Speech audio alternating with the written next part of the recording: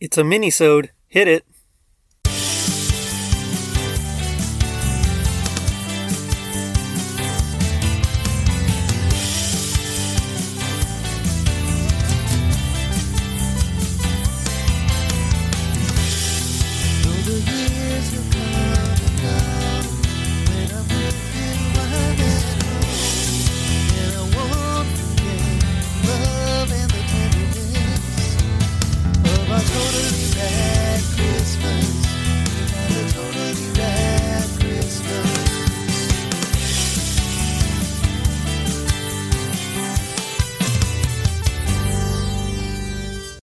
What's up, dudes? This is Jerry D with another episode of Totally Rad Christmas.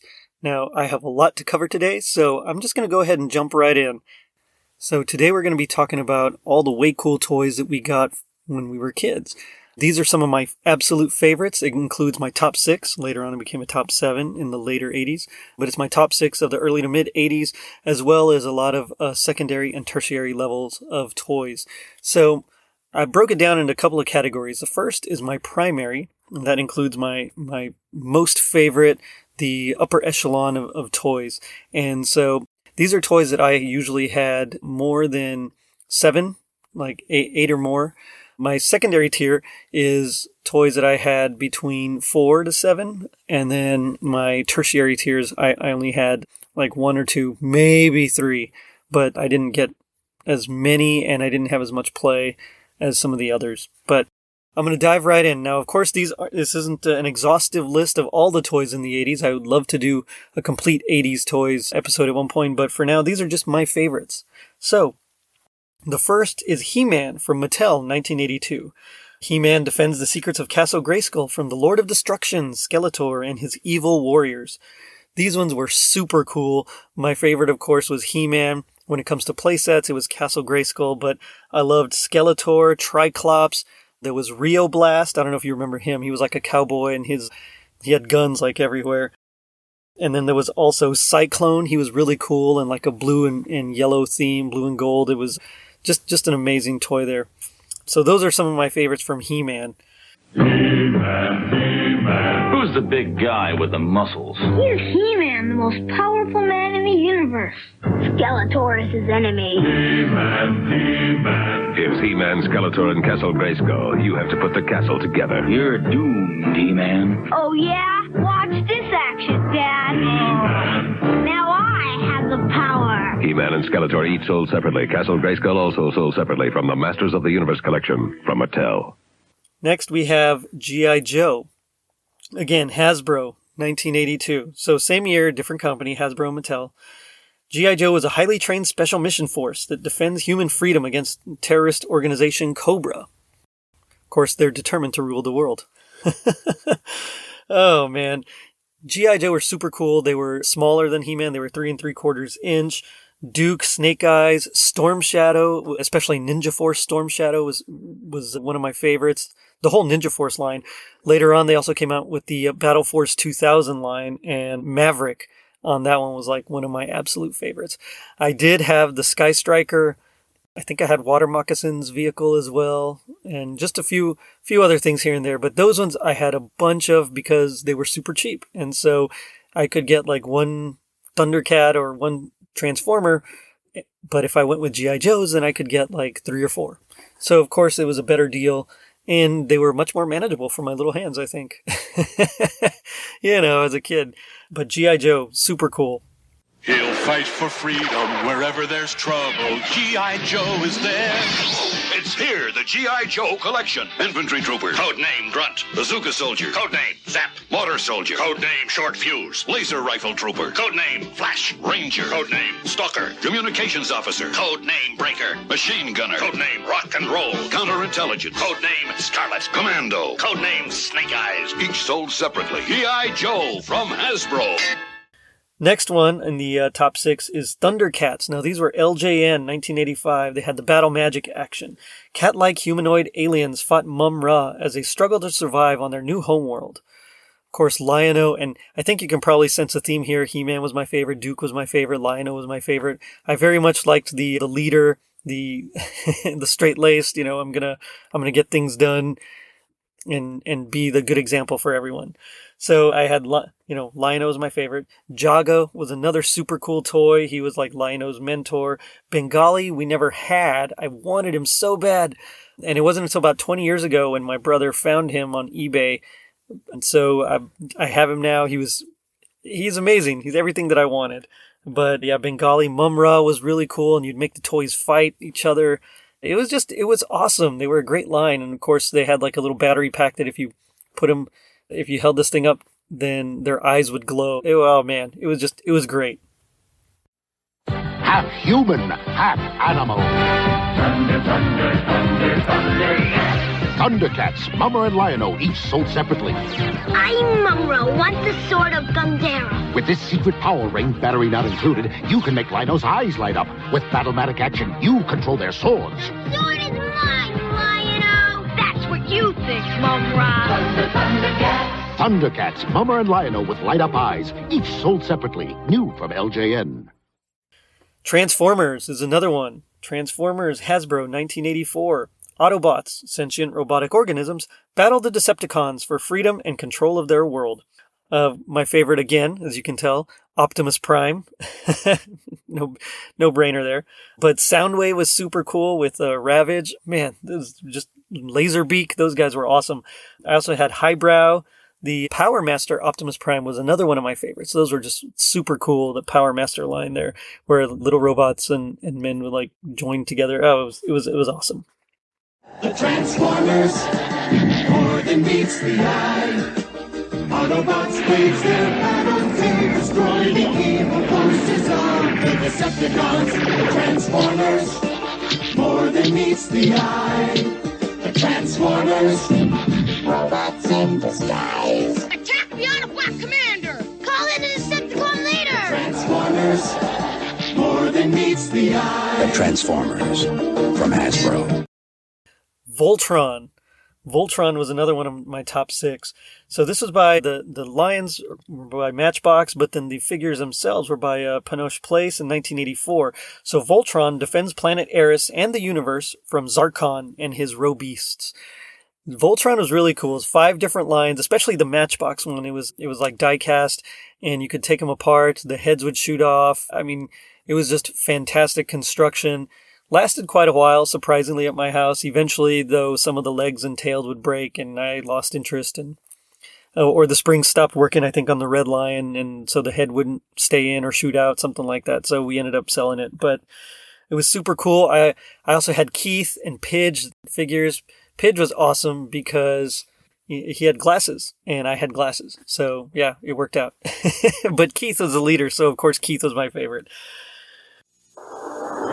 From days of long ago comes a legend, the legend of Voltron, defender of the universe. 5 fearless lion robots. Black Lion, Green Lion, Yellow Lion, Red Lion, Blue Lion. Go, Voltron force! Who together form Voltron. Lion sets each sold separately from Matchbox. Finally, Mask. Mask was like the big top 6 for me. And so that was released by Kenner in 1985. They were a specialist vehicular team that battled the terrorist group Venom. So if you're also noticing a theme among these 80s lines, there's lots of specialist teams, of commandos or soldiers that fight that fight terrorists. Mask was super cool. I had my favorites, of course, were Matt Tracker and his Thunderhawk. That was the red one. The wings would fly up. So Thunderhawk, Matt Tracker, and Rhino. Matt Tracker and Volcano. I think you can, again, sense kind of a theme. Matt Tracker being the leader, the one in charge, who's trying to be the moral compass of everybody. So, and I really enjoyed that one. But also like Brad Turner and Condor. Brad Turner was a cool musician, sunglasses. Condor was that sleek, motorcycle, the green one. So he was cool. Mask, where illusion is the ultimate weapon. Convert Switchblade to jet mode. Surprise, Matt Tracker. It's mayhem. Battle station. Protect the decoder, Bruce. I'm going up. Stacks ready to fire. Mask, Switchblade, Thunderhawk, and Rhino. Fire! Each sold separately with action figure. Cover me, Matt. 10-4. Sato's getting away, but you're not, Mayhem. Mask, Switchblade, Thunderhawk, and Rhino, each sold separately. New from Kenner. Those were like my big six from the early to mid 80s. In the late 80s, in 87, they released Teenage Mutant Ninja Turtles, and so that became part of my big seven. And so Ninja Turtles were awesome. It was Playmates, like I said, in 87, and they were mutated turtle martial artists, of course, who protected the city from Shredder and the ninja clan, the Foot. So I loved Leonardo, was initially my favorite because he had swords and he was blue. Later on, when I realized Donatello was more of the nerdy one, that's when I was becoming more nerdy myself. And so I really loved Donatello after that. You know, he would just invent everything. But Leonardo, of course, initially was my favorite. Splinter was a super cool toy. Triceraton was awesome. I was huge into dinosaurs, as you're going to hear later on. And he was just this cool anthropomorphic Triceratops, which was my favorite. So, of course, I was like drawn to him. Splinter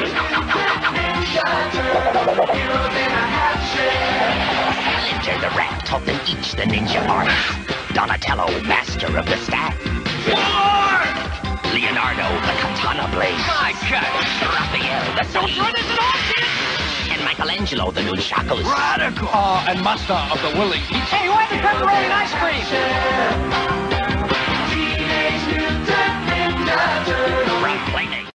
Now, those are my big top seven. So out of all the 80s toys, those are the ones that really, I think, made the 80s special. But there was a bunch of other toys that were just super cool and out there. And so I kind of put these in my secondary line. Now, again, these are toys that I had like between 4 and 8 of. The next one was Cops. The toys themselves were called Cops and Crooks, but the show that accompanied the toy line was called just Cops. But this was Hasbro in 1988. So they were police specialists that were attempting to apprehend Big Boss and his crime syndicate. Super cool. They all had some sort of nice gimmick. Long Arm was probably my favorite. He was just a regular beat cop that had like this handcuff that extended. It sounds ridiculous, but it was awesome. He and Bulletproof, I think, were my favorites. Bulletproof, of course, the leader. And he had an actual bulletproof metallic cybernetic chest because he was shot. Buttons McBoom Boom was probably the coolest villain. He actually had machine guns in his chest, so he would open up his suit coat, and then the guns would come down and blast everybody. It was so awesome. Nightmare was pretty cool. I think he actually used caps, put the caps in, and it was amazing. But I love the Cops line. I had a few. My brother had a vehicle. I think I had Highway as well, but I didn't quite have as many of the big vehicles. They were just much more.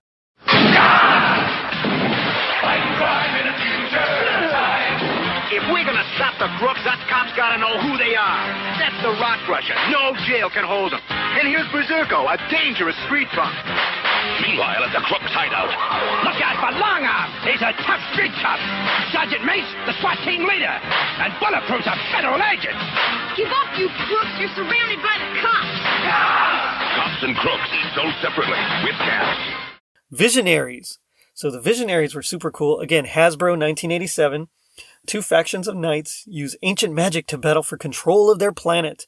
So essentially, they're on their planet, and all of a sudden, like 3 suns kind of align, and a big EMP happens, and it like wipes out most of the technology. So they have to like discover ancient magic and use that. So it was kind of like Future with a little bit of technology, but also, you know, some of the sword and sorcery stuff that was super cool. And the toys were awesome because they had holograms on their chest and they had staffs with these holograms. And so on the show, they would, you know, the animal or whatever, the little avatar on their hologram would come to life and they'd fight with that. But in the toys, you know, you could see the hologram and it would move from whatever angle you're in. Super cool. My favorite was Leoric. Go figure. He was in blue, of course, my favorite color. Cryotech was cool. Witterquick was another one that was super awesome. And I liked him because he had that cool boomerang. But it is a time when those who control the magic control destiny. When spectral knights battle evil darkling lords. Visionaries, knights of the magical light. Visionaries, with magical powers they fight. Visionaries. They're attacking! Use your mind control power! They've stolen it! Now I'll control their minds, and my magical power will shape the earth! Visionaries, knights of the magical light. Visionaries. Visionaries from Hasbro. Of course, you can't talk about toys in the 80s without talking about Star Wars. So they were originally released in Kenner in 1978. Technically, 77 is when they gave out their coupons, but 78 is when the toys actually debuted.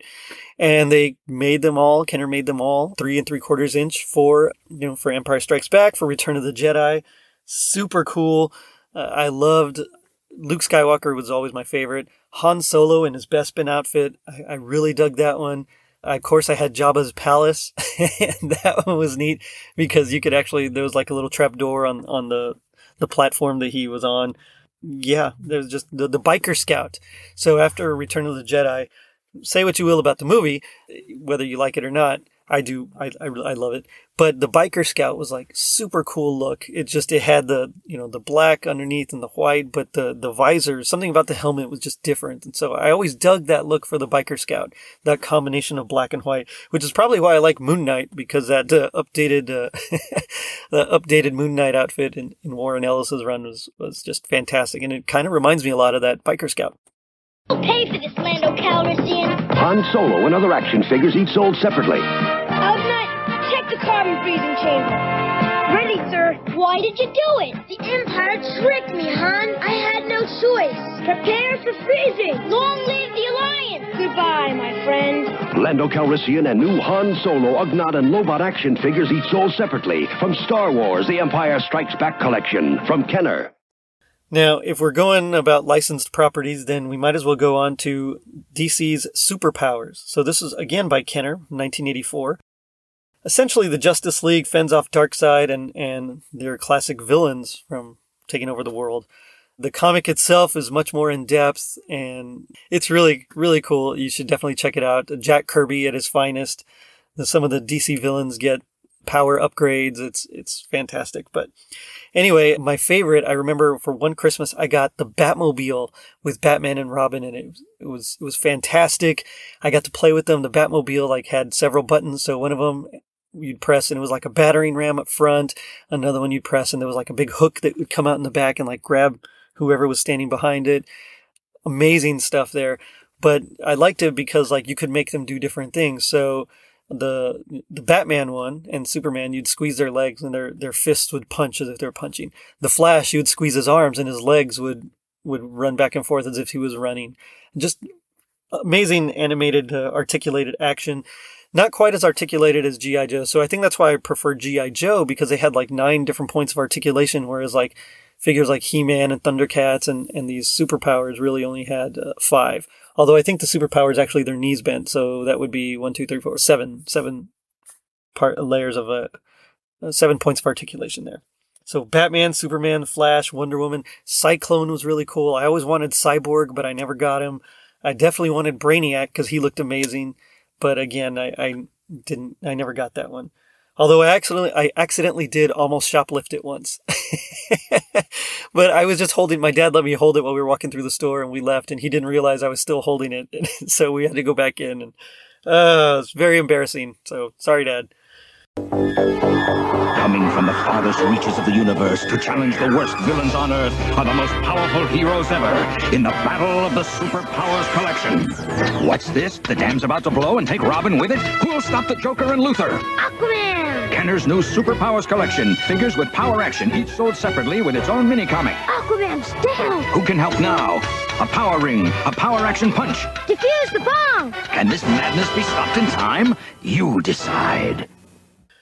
Secret Wars, while we're on to comics, let's go on to Secret Wars. So this one was by Mattel, 1984. Now Mattel was up for that Superpowers line, but in the end, they didn't get it. Kenner did. And so in order to compete, Mattel made the similar deal with Marvel. And so they created the Secret Wars line. And so this was also, again, based off of Marvel's year-long mini-series. It was a huge crossover where they got different sides of the Marvel universe and just kind of combined them. So Marvel's heroes and villains fight on Battle World for the Beyonder, this amazingly powerful being. I had Spider-Man, Dr. Doom, Baron Zemo, which is strange because I didn't know who Baron Zemo was. I just thought he looked cool, with the purple mask and just the white ruffles on. I don't know. He was just a cool toy, and of course Captain America. So I had all those. Dr. Doom toy was super cool because he had like a ray gun that had a little notch on it, and you could actually slide it onto his holster. Oh man, it was amazing there. Secret Wars. Marvel supervillains are coming. Secret Wars. Can the Marvel superheroes stop them? Marvel supervillains and superheroes figures, each sold separately. Here, Doctor Doom and the Doom Platoon, Magneto, Dr. Octopus. There, Captain America and the Champions of Freedom, Spider-Man and Wolverine. Secret Wars. The secret's out. Dr. Doom and Spider-Man from the Marvel Secret Wars collection. Other figures each sold separately. From Mattel.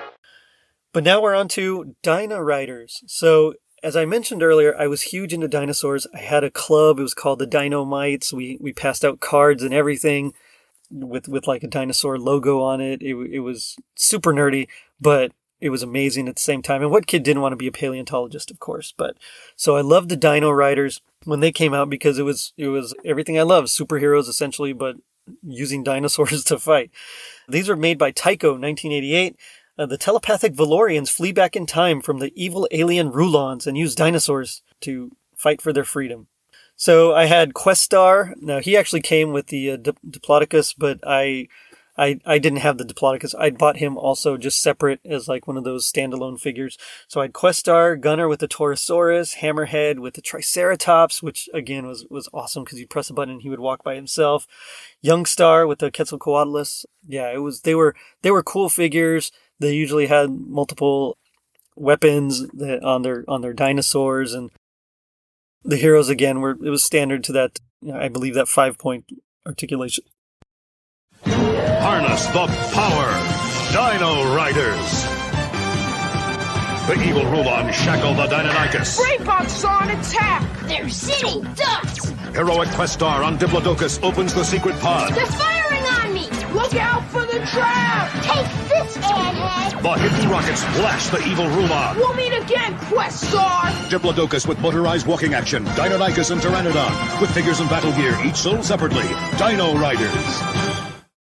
Bone Age. So Bone Age was from Kenner, 1987. Again, dinosaur theme. These were super cool. I'm saying super cool a lot. I'm so jazzed about this episode. I just can't think of anything else. But these were amazing because it was kind of like you'd ride these dinosaur skeletons, but then you'd take them off. You could take them apart and rebuild them into like tanks or slingshots or something cool. But essentially, 3 clans vie for dominance via animated recombinable dinosaur bones. That's the bottom line there. I had Tund with Tritops. So another thing that was super cool was that they didn't have like the full name. It was like their nickname, but it was really close. So Tritops instead of Triceratops. Zor with the Deinonychus. And then Brog with Ptero, the pterodactyl. And then I also had Brack with Datron. Those were some of the ones I had. I loved them. I also had a couple of the standalone figures with the different clans, and each clan like had their own color. I don't know, pelt, I guess, that they were wearing. Brown, gray, or like a beige-ish color. Feel the power. Hear the roar. Bone Age, where cavemen fight in dinosaurs. Where T-Rex meets Tritops in earth-shaking battles. Tritops, convert to battle wagon. T-Rex, convert to fly. Bone Age, assemble monsters never seen before. From the bones of these mighty dinosaurs. T-Rex and Tritops, each sold separately with a caveman. Feel the power of Bone Age. Silverhawks. So again, with Kenner, 1987, the Silverhawks were the next thing after Thundercats by Rankin Bass, their cartoon there. So it was Galactic Patrolmen, the Silverhawks, attempt to apprehend Monstar and his gang. Now, their whole gimmick was that they were partly metal, partly real. Of course, they had like that shiny metallic surface on them. Most of the time, they had some sort of action where their arms would move and you could see like their wings spreading or something like that. I had Quicksilver. I had Bluegrass, which was like I don't know if he was from Texas or what, but to me, he was from Texas, but he had a cowboy hat and a guitar. Steel Wheel, Copper Kid, those were all super, super amazing. Of course, there was the villains Monstar as well. And so those were really cool to play with. They were about the size, a little bit smaller than Thundercat size. So it kind of was like an in-between between the G.I. Joes and the Thundercats. It was actually quite fun to play. Just jam them all together, Silverhawks, partly metal, partly real, mighty warriors with the powers to protect space from all evil. Bustles busting out. Shredder 2. Stargazer seen us. Figures with weapon birds sold separately. Slybird. Surgery report. Quicksilver. Activate power wings. Tallywog. Engage scissor wings. Now take them down. Mumbo Jumbo Air Shot. It's hero stomping time. No way. Buzzsaw with Shredder, Quicksilver with Tallyhawk. Other figures with weapon birds sold separately. Silverhawks, new from Kenner. Battle Beasts. I don't know if you guys remember Battle Beasts, but those were by Takara, and then they were imported and distributed by Hasbro. So 86 by Takara, 87 by Hasbro. Clans of anthropomorphic animals in battle armor fight for control. So I had a ton of these guys because they would come in like 2-packs. I had this little shark container. It was like you'd open it up and there would be like a control panel and guns and stuff like that. I mean, it was a neat idea, just anthropomorphic animals that fight. But there was Pirate Lion was my favorite. Sly Fox, Blitzkrieg Bat was awesome. Ferocious Tiger was another one that I really dug. Triple Threat Snake, he was cool because he had like his head was a snake and his arms and were also like snakes. I don't know how that works, but it was cool. I loved the Battle Beasts. They also had like a little hologram kind of thing on them. And so they had different logos, fire, water, and I think ice. And so you'd rub the little logo and then you could see, it was like one of those heat temperature related gimmicks there.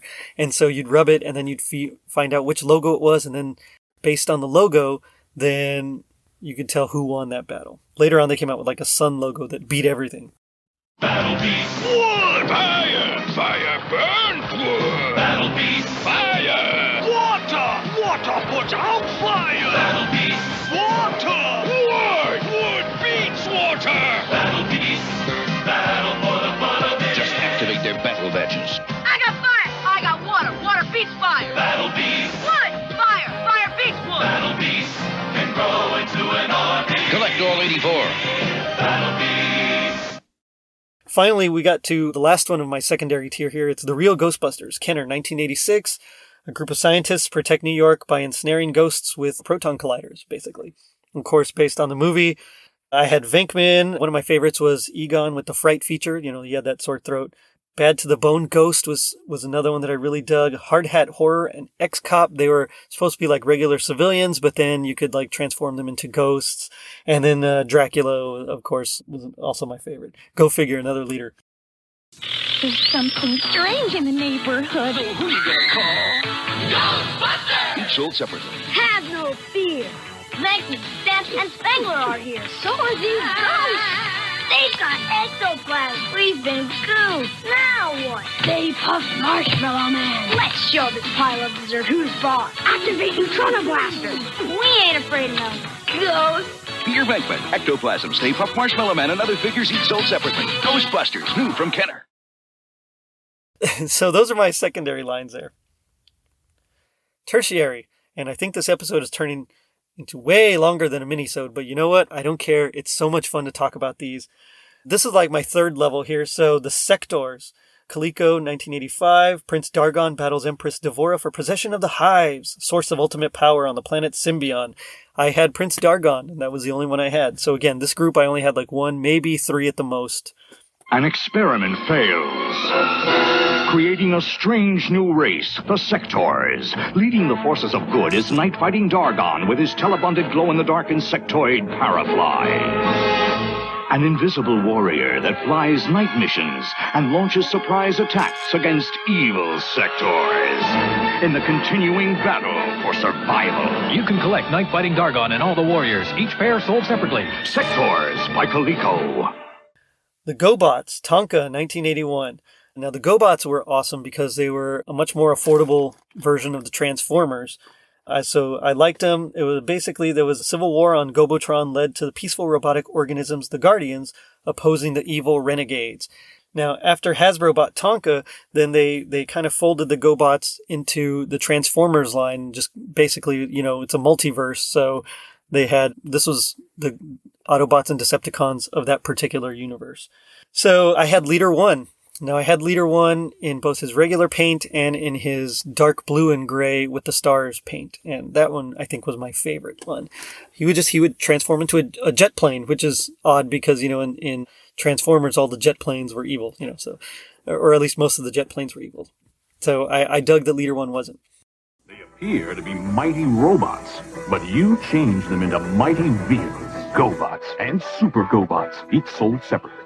GoBots, GoBots, GoBots, GoBots, GoBots, mighty robots, mighty vehicles, GoBots.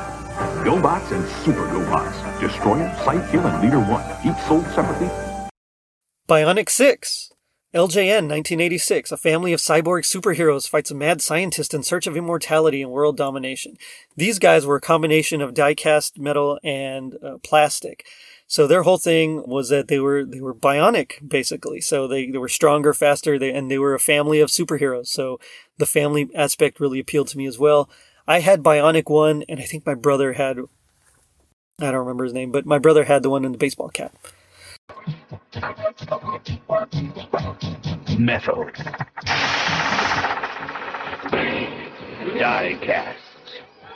Invincible. Introducing the Bionic 6 family, each implanted with bionic parts, giving them superhuman powers.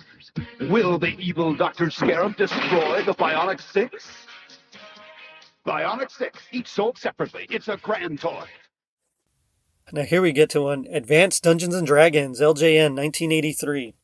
Knights and wizards versus evil sorcerers, warlords, and beasts in a realm of Dungeons and Dragons. The only one I had of this line was Warduke. He was scary looking. He had like this helm with bat wings on it. You could barely see his face. He had like gladiator style armor. And I think he even had like a skull on his shield. He was a cool toy. So of course I used him as a villain.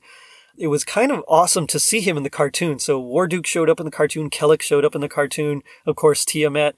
But that was really all we saw. So when the cartoon came out, they barely used these characters that they had created. And so it was kind of a bummer. But at the same time, seeing Warduke in his episode was super cool. It's like, hey, I have that guy. It's awesome. It's something about seeing your action figure on TV it's amazing. In the eerie world of deep, dark dungeons, mystery and magic seem real. There's good against evil with Advanced Dungeons & Dragons action figures. Warduke, Kellic, Strongheart, and Bronze Dragon, each sold separately. Beware, Strongheart. You will cast an evil spell and steal the treasure. Fool! Evil is no match for good. The treasure is safe. Advanced Dungeons & Dragons action figures, Kellic, Warduke, Bronze Dragon, Strongheart, each sold separately from LJN. Wheeled Warriors, Mattel, 1985. Jason and his crew drive powerful vehicles to fight against the monster minds, evil plant-based creatures. This one's a little bit of a cheat because I said I was going to stick with action figures. This one did have action figures, but they were maybe only about 2 inches tall. Mostly it was about the vehicles. So you'd put these little figures into the vehicles. They, again, could transform and had different pieces you could assemble in different ways. I had Armed Force with the Lightning League leader. Now, again, this was also kind of a bummer because when the cartoon came out, Jason the Wheeled Warriors, banger of a theme song, by the way, they didn't base like the toys on any of these cartoon characters. So yeah, you had the Lightning League leader, but so what? He didn't look anything like Jace. So it was kind of a bummer, but the toys were still super fun. I had, the Armed Force. I think I also had Sawboss. You can make the good guys better. Armed Force, roll 'em! You can make the bad guys badder. Sawboss, roll 'em into battle. Wheel Warriors, quick change and fight your machine. All vehicles in the Wheel Warriors collection are sold separately. Some parts not for use with some toys. New from Mattel. Watch out! Beast Walker is coming. Can Trailblazer stop him? The ultimate battle coming soon.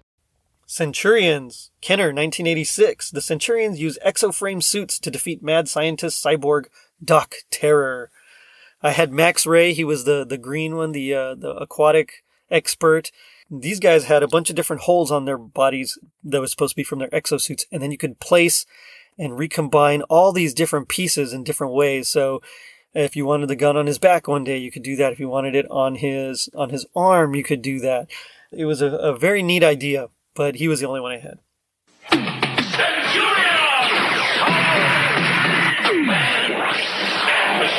Jake Rockwell, Ace McCloud, and Doc Terror, each sold separately. Trouble with rubber, Jake! Energize the assault mode!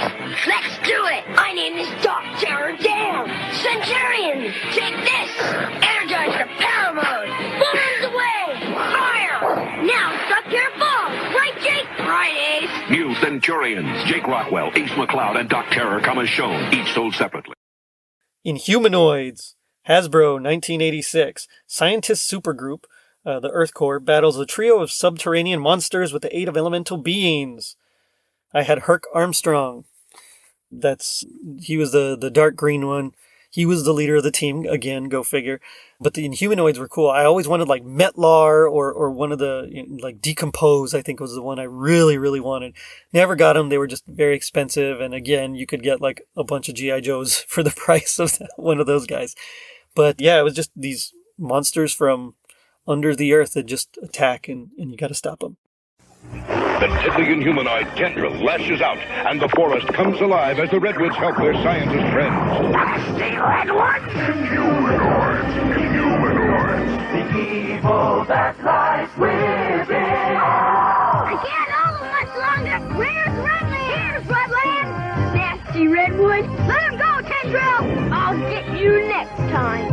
Way to go, Redland! Redland and other figures sold separately from Hasbro. Inhumanoids!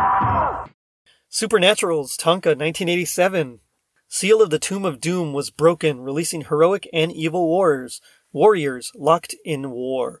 I had Lionheart. I also had some of the Ghostlings. Vamp Paw was the one that I remember most.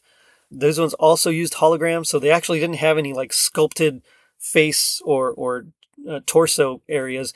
It was all just flat, but it was a holographic sticker that you'd place on it. And from there, it would, you could see what the image was. And usually it, depending on what angle you held it at, it would transform. So it would look like a ghost. And then, oh no, it looks like a vampire, or something like that. Supernatural! Now you can join the battle between brave Lionheart and the evil Skull and their eerie ghostlings. Lion, your die! Now, Master! They change to fight with ghostly might.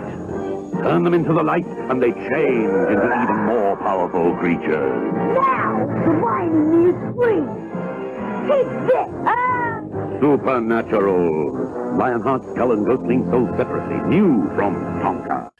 Captain Power, Mattel, 1987. After the Metal Wars, Captain Power leads a team against dominating machines. I had Captain Power, Major Hawk Masterson. Those are the two that I owned. And those you could they had a little thing on the back and you could look through it and you could see something really cool. But also the vehicles would interact with the show. And so you could fire lasers at it and it would somehow fire lasers back. I haven't explored it. I'm not even sure how it works, but it was very cool. Captain Power has come to TV, and you can be part of it. What are you doing? Aim the PowerJet XT7, fire invisible beams at the television targets, and score! Or be hit. The TV show fires back. No kidding. Captain Power versus Lord Dread. I don't believe it. Believe it, short human. The power of the future is in your hands. Believe it. Captain Power jet and figure sold separately. Batteries not included. Black Star, Galoob, 1983. Again, in conjunction with the cartoon. This was the era when almost every toy line had some sort of cartoon that went along with it. Astronaut John Blackstar crashed on Sagar and opposes Overlord. I had the Blackstar character, and he had a little thing on his back that you could press, and his necklace would light up. It's new for your kids. Laser light, it's Black Star. Defender of right, he's ready to fight. The evil overlord. Laser light. The Ice Castle is a mysterious place. He might meet the lava lock face to face. Laser light, it's Black Star. From Galoob. Sky Commanders, Kenner, 1987. International group of soldiers defy General Plague and the Raiders' attempts at world domination. I had Commander R.J. Scott. This was basically a line where you'd connect like a wire or string to do 2 different points, and then the vehicles would like ride across the strings. Sky Commanders, where all the action is above the ground. Set up laser cable! Good work, Cable Raider! Just as the cable cannon spots the enemy, Sky Commanders, warning, warning! the evil raiders attack. Deception Raider, strike! You're surrounded! Each sold separately with a figure and cable. Fire! Gotcha, Raiders! Sky Commanders, protectors of the high frontier. Cable cannon comes with everything you see here. Other vehicles each sold separately. New from Kenner. Wrestling, LJN, 1984. Of course, different wrestlers try to win the belt. The only figure I had of wrestling was Hillbilly Jim, and I think I gave him to my brother. I wasn't a huge wrestling fan. I watched Hulk Hogan's Rockin' Wrestling. I watched No Holds Barred. That was really about it. Wrestlers were cool, but I mean, I was more into like G.I. Joe. But those figures were super popular. There were some that you could put on your thumb and you could actually like thumb wrestle, but with the wrestlers, that was pretty neat. They had rings. They had just about everything. Again, ridiculously popular. They're just lower on my level because I didn't really play with them. Are you ready for Hulkamania? Ancient Adonis, looking good and tough to beat. Nobody beats Macho Man. You can get right in the action in the ring with Wrestling Superstars figures. The big names are here and they're ready. It's corner-to-corner excitement. Match your moves against the other guy. Have your own WrestleMania with all your favorite figures. Because you're in the ring with the WWF Wrestling Superstars figures. Figures, ring, and cage sold separately. Assembly required. It's a grand toy. I can beat anyone. What'd you say, boy? The Power Lords, Revell, 1983. Adam Power uses the Power Jewel to protect the galaxy from Arcus. I had Adam Power. This guy was like, he had like this orange jumpsuit, but when you'd press a button, his body would flip around, and the other side was like all blue with, like red lines, and that was like his power form, and he could do all sorts of cool stuff. Power Lords, extraterrestrial warriors. I am Lord Power, leader of the Lords. Griptog and Rhaegar are attacking. We must help Psyduck defend Balkan Rock. Power Lords. Griptog has 4 fists. Psyduck is finished. It's Lord Power. He zapped Griptog's head. But Arcus has Psyduck. Power Lords. Adam Power, Psyduck, Griptog, and Arcus are each sold separately from the Power Lords collection, new from Revell. Then there was some minor ones like Kristar, Remco 1982, Kristar and the Forces of Order battle his brother Moltar, and Chaos for the City of Galax. I had Kristar. Lost World of the Warlord, Remco 1982, a Vietnam vet flies through the Earth's crust and battles the sorcerer Deimos, based on a DC property. Way cool toys. Very He-Man-like. Spiral Zone, Tonka 1987, international group of soldiers fighting to free the world from a scientist who controls much of the Earth's surface, and turning the inhabitants into mindless slaves. I had Colonel Dirk Courage. That's the only one I had. These were larger. They were like, I think, 7-inch figures. Defenders of the Earth, Galoob, 1986. The Defenders protect the Earth from Ming the Merciless. I had Flash Gordon and I had Ming. Of course, there were also a bunch, and I'll just give some honorable mentions to another category here, movie toys. Toys based on movie lines that, usually R-rated movies that they turned into cartoons. So I had Rambo. I had Commando, Matrix, John Matrix from Commando. The Karate Kid toys, I had Daniel San. I think I had Mr. Miyagi too. Chuck Norris and the Karate Commandos, I definitely had Chuck Norris. RoboCop and the Ultra Police, another cool line.